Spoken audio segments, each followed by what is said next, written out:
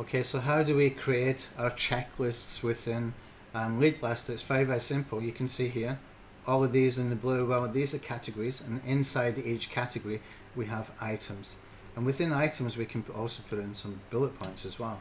So we have the item, and we have the bullet point, and we have up here the category. Okay, so if I want to go and add a new one, let's just go up here, and I will come over into apps, and I'm going to click on edit an app.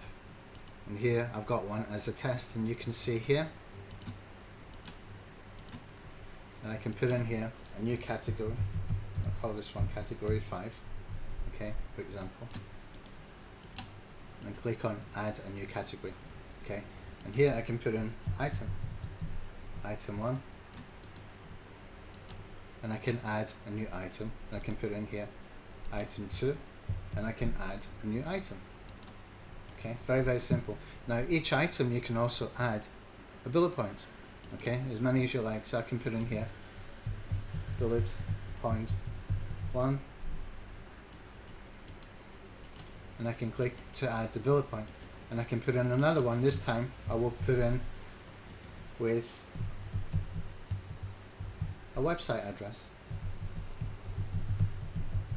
Put in here leadblasta.com, add the bullet point. You can see it's got a hyperlink now.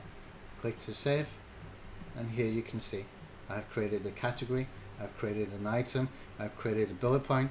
If I go over now into one of my Chrome extensions that I've already created before, you can see that we're able to embed videos, we're able to go and create categories, items and bullet points, and also we can hyperlink those bullet points as well.